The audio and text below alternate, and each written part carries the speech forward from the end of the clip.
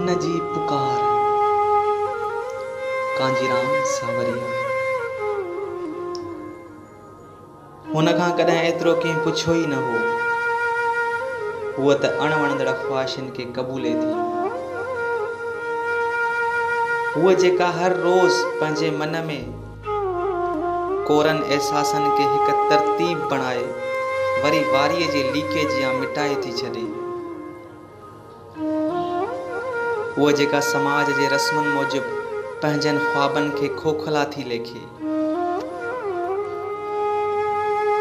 हूअ जेका ॼमण खां जोभन ताईं मुसलसिल पराई मोहताज रही आहे।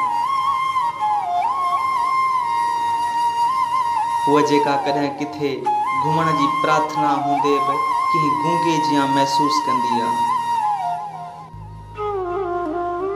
हूअ जेका पंहिंजनि हसरतुनि सां न चाहींदे बि बेवफ़ाई कंदी आहे। हूअ जेका हमेशह असां सां बेइंतिहा मोहबत कंदी आहे। कॾहिं माउ, कॾहिं भेण, कॾहिं घरवारी ऐं कॾहिं कंहिं महबूबा जो रूप धारे। पर असां कॾहिं उनखे उनजो हक़ीक़ी दर्जो नाहियूं ॾींदा। हूअ जेका असां लाइ पाण निसार थी वेंदी आहे ऐं पाण उन मिलियल पीड़ में सुकून महसूस करे थी। हूअ जेका पाण सदियुनि खां ॿियनि ते फ़ना थियण जी उकीर रखे थी।